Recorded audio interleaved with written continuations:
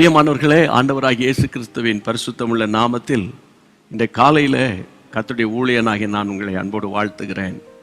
கர்த்தருக்குள் சந்தோஷமாக இருப்பீர்கள் என்று விசுவாசிக்கிறேன். அனுதினமும் ஆவியானவரோடு நடப்பது எத்தனை ஒரு பாக்கியம். இந்த கடைசி நாட்களில் அவருடைய சித்தத்தை அறிந்து அவரோடு இணைந்து பயணிப்பது என்பது மிகவும் முக்கியமான ஒரு காரியம். இந்த நாளில் நீங்கள் எழும்பி ஜெபம் பண்ணி பைபிள் வாசித்து அதோடு இப்போது சொல்லுகிற வார்த்தையும் நீங்கள் கேட்டு கர்த்தருக்குள்ளே நடக்க உற்சாகமாய் உங்கள் இருதயத்தை திறந்து கொடுத்துருங்க. வசனத்துக்கு போவோம். நடு ராத்திரியிலே பவுலும் சீலாவும் ஜெபம் பண்ணி தேவனை துதித்து பாடினார்கள். காவலில் வைக்கப்பட்டவர்கள் அதை கேட்டுக்கொண்டிருந்தார்கள். எனக்கு அன்பான தேவனுடைய பிள்ளைகளே, சில நாட்களுக்கு முன்பு இந்த வசனத்தையும் சேர்த்து இன்னொரு வசனத்தையும் சொன்னேன்.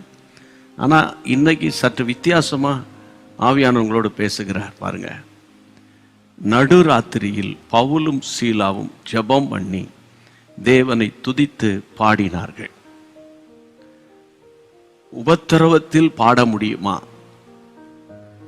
கர்த்தருடைய பிள்ளைகளே, ஒருவன் சந்தோஷமா இருந்தால் சங்கீதம் பாடக்கடவன் என்று பைபிள் சொல்லுது. ஆனால் தாங்க முடியாத ஒரு பாரம் இன்னைக்கு உங்க உள்ளத்தை அழுத்தி இருக்கலாம். இந்த நாளை எப்படி கழிக்க போகிறேனோ, எப்படி நான் மேற்கொள்ள போகிறேனோ, எப்படி நான் ஃபேஸ் பண்ண போகிறேனோ என்று நீங்க யோசிக்கலாம். என் அன்பு தேவனுடைய பிள்ளைகளே, நடு இரவு என்பது அது எழுத்தின்படியான இரவாக நான் பார்க்கல. ஒரு காரிருள். அந்த காரிருள் மத்தியிலும் கர்த்தரை பாட முடியுமா? இது சாத்தியக்கூறா என்றால் முடியும். அது எப்படின்னு கேட்டா, உள்ளே இருக்கிற ஆவியானவர். வெளியே காரிருள் இருக்கலாம், உள்ளே வெளிச்சம் இருக்கிறது. உங்களுக்குள்ளே ஒரு வெளிச்சம் இருக்கு. நீங்க வெளிச்சத்தின் பிள்ளை அல்லவா? வெளியே இருக்கிற காரிருளை ஏன் பார்க்குறீங்க? உள்ளே வெளிச்சம் இருக்கிறது.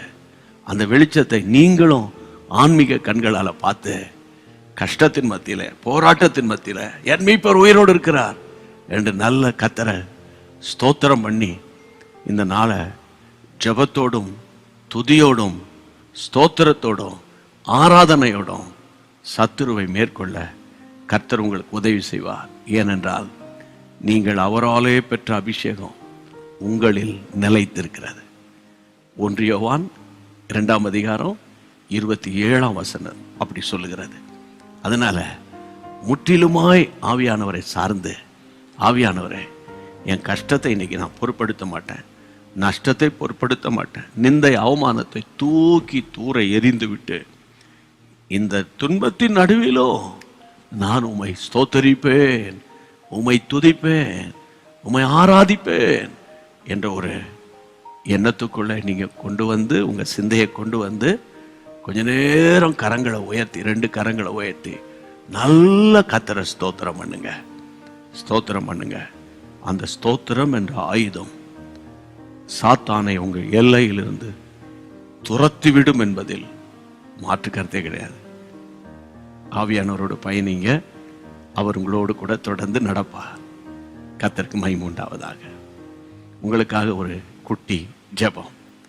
எங்கள் பரிசுத்த பிதாவே, வானத்துக்கும் பூமிக்கும் சகல அதிகாரங்கள் படைத்த இயேசப்பா, ஆவியானவராக எங்கள் மத்தியில் அசைவாடி கொண்டிருக்கிறவரே, இப்பொழுது யார் யார் காதில் இந்த சத்தம் கேட்கிறதோ, யார் யாரெல்லாம் என்னோடு இணைந்து ஜெபம் பண்ணிட்டு இருக்காங்களோ, அவர்கள் எதற்கும் பயப்படாமல் கர்த்தருக்குள் தங்களை திடப்படுத்தி கொண்டு ஸ்தோத்திரத்தோடே கிருபையில் பெருக உம்முடைய பிள்ளைகளுக்கு உதவி செய்யும். ஆவியானவரே, உம்முடைய பிள்ளைகளை வலதுகரம் பிடித்து ஆச்சரியமாய் இந்த நாள் முழுவதும் நடத்தும். இந்த நாள் ஒரு வெற்றி நாளாய் முடிகிறது. அதற்காக உமக்கு ஸ்தோத்திரம். இயேசுவின் நாமத்தில் பிதாவே, ஆமென். கர்த்தருடைய பிள்ளைகளே, தைரியமா இருங்க. ஆண்டவர் உங்களை கிருபையா நடத்துவார். நாள் முழுவதும் ஆவியானவரோடு கூட நீங்க நடப்பீங்க என்பதில் மாற்று கருத்து இல்லை. உங்களுக்கு ரொம்ப பிரயோஜனமா இருந்திருக்கல்லவா? இந்த குறுஞ்செய்தியை உங்களுடைய நண்பர்களில் அநேகருக்கு நீங்க ஷேர் பண்ணீங்கன்னா அவங்களும் கர்த்தருக்குள்ளே பலவான்களாக மாறிடுவாங்க. மீண்டும் சந்திப்போம். God bless you. அன்பான தேவனுடைய பிள்ளைகளே, இச்செய்தி உங்களுக்கு மிகுந்த ஆசீர்வாதமாக இருந்ததென்று நாங்கள் நம்புகிறோம்.